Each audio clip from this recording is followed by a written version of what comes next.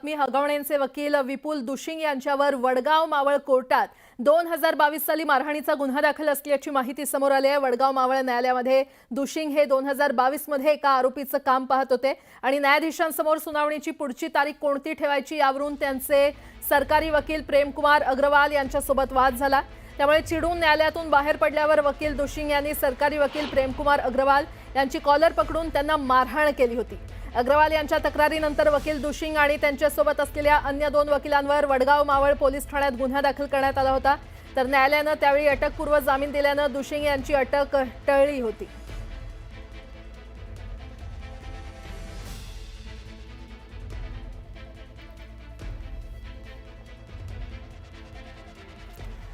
हगवणे कुटुंबियांच्या वकिलांनी केलेला युक्तिवाद नैतिकतेला धरून नव्हता असं मत कायदेतज्ञांनी व्यक्त केलंय। आरोपी हगवणे यांचे वकील विपुल दुशिंग यांनी युक्तिवाद करण्यासाठी मांडलेले मुद्दे त्यांना राखून ठेवता आले असते आणि प्रकरणाची ट्रायल सुरू झाल्यानंतर वापरले असते तर अधिक योग्य झालं असतं अशी भावना व्यक्त करण्यात आली आहे। आरोपींच्या वकिलांनी युक्तिवाद करताना समाज भावनेचा विचार करायला हवा होता असाही कायद्याचे अभ्यासक ॲडव्होकेट गणेश गायकवाड यांनी म्हटलंय आणि त्यांच्याशी बातचीत केली आमचे प्रतिनिधी गोविंद वाकडे यांनी।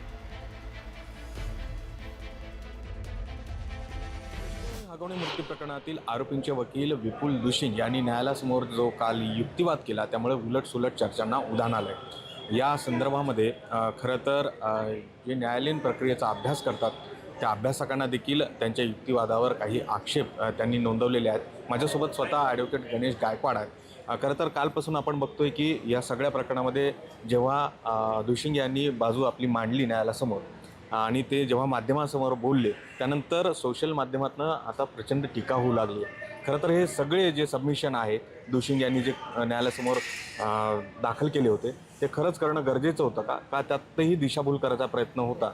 काय वाटते, तुम्ही अभ्यासक म्हणून या सगळ्या प्रकरणाचा अभ्यास करतात, कसं बघता इकडे?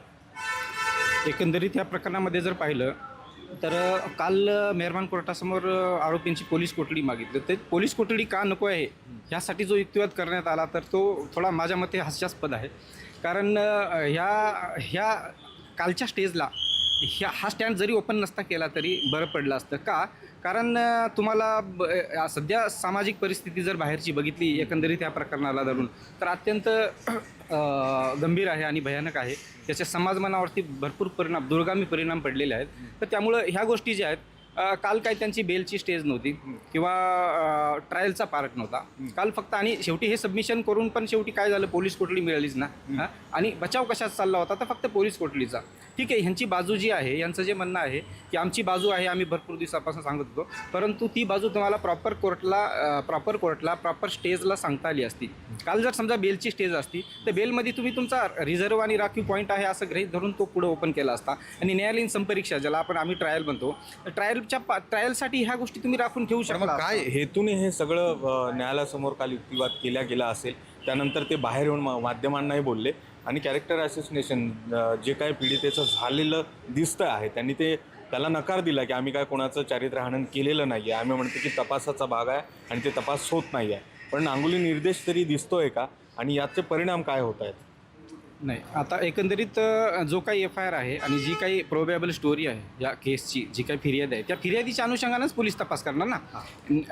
आणि डिफेन्स काउन्सिलला असा अर्थ पण नाही, हे पण नाही, अधिकार पण नाही की अशा पद्धतीनं हे करा, तशा पद्धतीनं करा। त्यांचा तो जो हे आहे मुद्दा आहे तो मुद्दा ते राखून ठेवू शकतात। म्हणजे कालची तरी किमान स्टेज नव्हती की त्यांनी हे सबमिशन्स टाळायला हवे होते, किमान काल तरी। बरोबर, पण टाळायला हवे होते, पण तरीही त्यांचा तो अधिकार आहे की त्यांच्या जे काही हे अशील आहेत त्यांच्या जामिनासाठी ते प्रयत्न करावेत। त्यांनी तो केला असेल, परंतु हे सगळं चार्जशीट दाखल झाल्यानंतर जेव्हा ट्रायलला केस येईल तेव्हा दाखल करता आला असता असं म्हणता येईल? नाही, तो वकील न्यायालयीन प्रोसिडिंगमध्ये कधीही कोणताही युक्तिवाद संबंधित करू शकतात, परंतु हा मुद्दा जो आहे ना, मी वारंवार तीच गोष्ट ह्यासाठी सांगतो की बाहेर परिस्थिती बरोबर नसताना हे सबमिशन टाळायला पाहिजे होते का?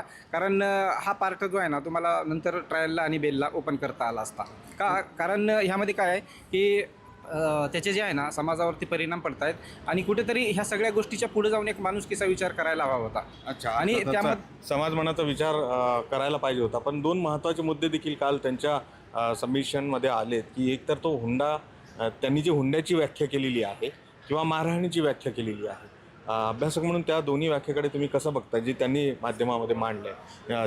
तिथेही कुठेतरी दिशाभूल करण्याचा प्रयत्न झालाय का? नक्कीच. कारण काय आहे की ह्यामध्ये ह्या ज्या गोष्टी आहेत ना, कायदेशीर व्याख्यामध्ये जरी त्यांनी सुप्रीम कोर्टचे सायटेशन देऊन जरी बसवल्या असत्या आणि ते जरी एका अर्थानं खरं असलं तरी त्या एखाद्या केसचं ऑब्झर्वेशन असतं, परंतु ते ते ते कन्क्लुजनचा, त्या ट्रायलच्या कन्क्लुजनचा पार्ट आहे. आता ही ट्रायल अजून कमेन्स पण नाही झाली, आता कुठं इनिशियल स्टेजला आहे.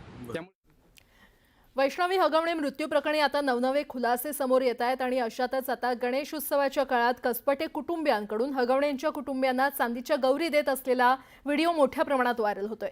सोशल मीडियावर हा व्हिडिओ चांगलाच व्हायरल झालेला आहे आणि त्यामुळे आता चांदीच्या गौरी या कुठल्या दबावाखाली देण्यात आल्या की कसपटे कुटुंबियांनी स्वखुशीनं दिल्या या चर्चांना उधाण आलंय. दरम्यान याशिवाय लग्नात हगवणे कुटुंबाला 51 तोळे सोनं आणि फॉर्च्युनर गाडी देखील कसपटे कुटुंबियांना दिली होती आणि त्यामुळे आता चांदीच्या गौरी देतानाचा व्हिडिओ समोर आल्यानं चर्चांना पुन्हा वेग आलाय.